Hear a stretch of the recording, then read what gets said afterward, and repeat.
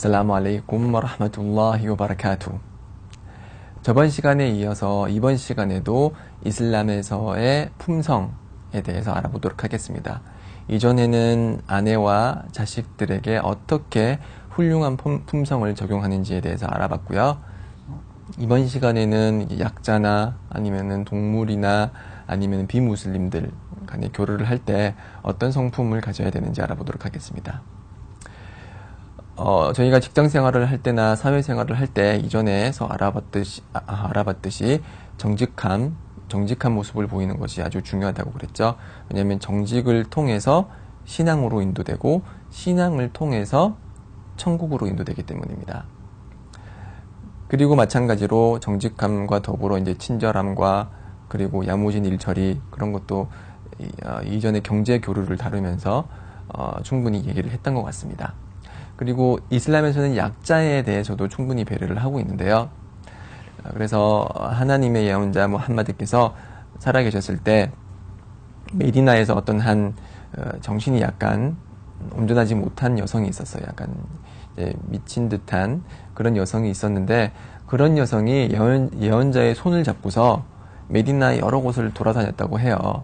하나님의 사도께서 그렇게 위대하신 하나님의 사도께서 그런 여성이 손을 잡고 나랑 같이 가자라고 했을 때 뿌리튀지 않고 그분이 이제 그 정신적으로 온전치 못하다는 것을 알았고 그 여성이 이제 약자임을 알았기에 이제 막 강하고 아니면은 아주 이렇게 무서운 모습으로 그 여자를 대하지 않았고 이제 그 여자가 원하는 대로 같이 따라가졌다는 것이죠.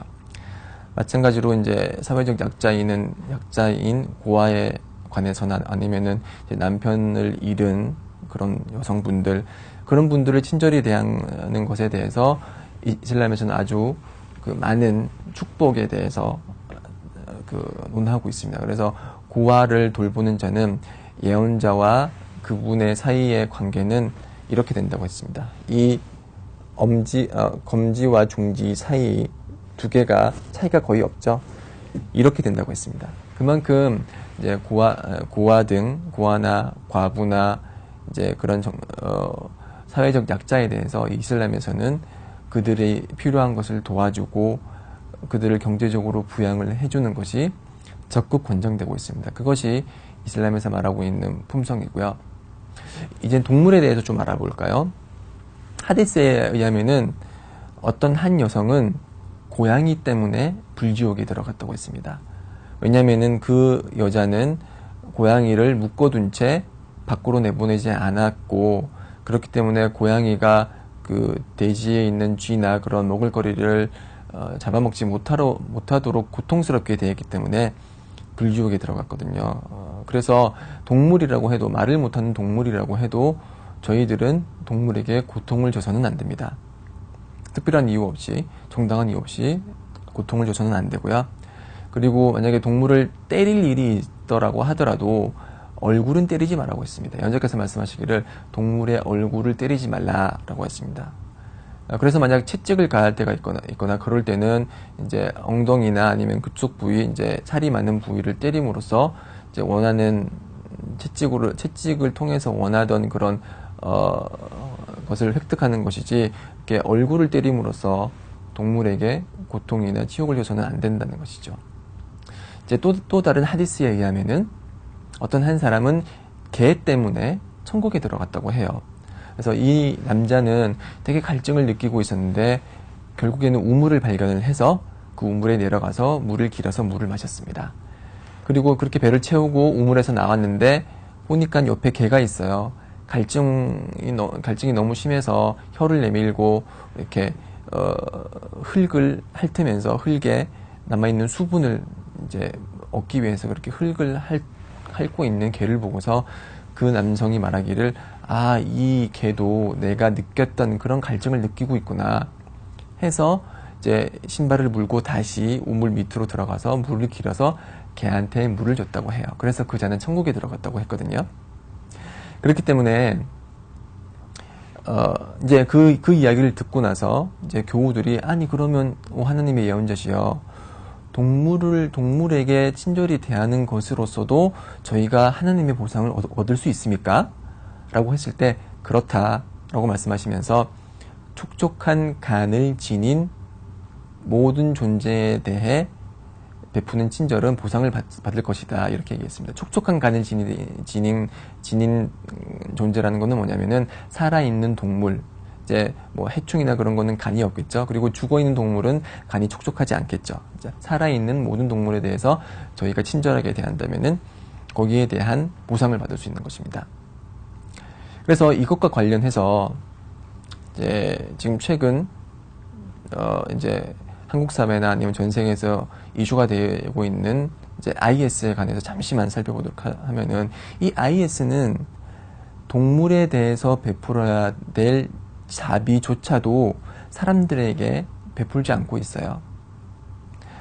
자, 그렇게 동물에 대한 자비를 강조하고 있는 이슬람임에도 불구하고 또 다른 하디스에 의하면은 참새의 목숨조차도 참새의 권리에 어긋나게 살해한다면은 그것은 심판의 날 질문을 받을 것이라고 했거든요. 참새가 가진 권리가 뭐냐면은, 참새는 도살을 통해서 참새의 고기를 먹는 것이, 그것이 참새가 가진 권한인 것이에요. 그럼에도 불구하고 참새를 아무 이유 없이 살해하고 내팽개친다면은 그것은 참새의 권리에 반하는 것이고, 그것은 심판의 날에 질문을 받을 것이라고 했습니다. 태워버린 개미집을 본 예언자께서 누가 이 개미집을 태웠느냐, 그렇게 하지 말라. 불로써 고통을 줄 수 있는 자는 불의 주인인 하나님 한 분이라 그랬습니다. IS가 저지른 만행 중에는 뭐가 있을까요? 포로를 산채로 화형시킨 것이죠. 아주 잔혹하면서도 이슬람에 완전 배치되는 그러한 행위입니다. 이슬람에서는 이러한 행위를 크게 비난하고 있습니다. 그렇기 때문에 IS의 행위가 이슬람의 행위이라고 동일시하는 분들이 있다면은 지금부터 다시 생각해 보십시오. 이슬람은 동물에 대한 그런 자비조차도 강조하고 있는데, 그 사람들은 무슬림, 비무슬림에 대해서 동물에게 줘야 될 그런 교류의 권리조차도 그들에게 제공하지 않고 있습니다. 이슬람에서는 전쟁이 났을 때조차도 어떻게 행동해야 될지 꾸란과 하디스를 통해서 잘 얘기를 하고 있는데요. 이슬람에서는 전쟁이 났을 때조차도, 그러니까 서로가 서로를 죽이는 것이 목적이 되는 그런 상황이 했다고 하더라도 여성을 죽이는 것, 어린이를 죽이는 것, 노약자를 죽이는 것이 허락되지 않습니다.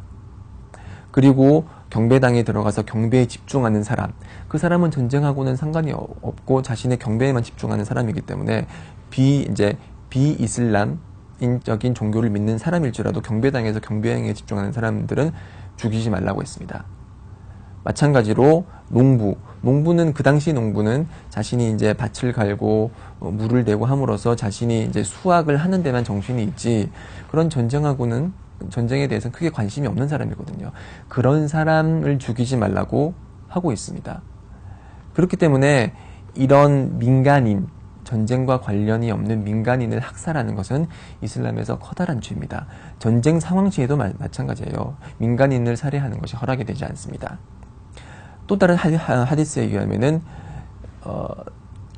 죽은 시체, 그 적의 죽은 시체를 변형하고 시체를 훼손하는 것이 허락되지 않고, 포로로 적을 잡았을 때 그들을 고문하는 것조차 허락이 되지 않습니다.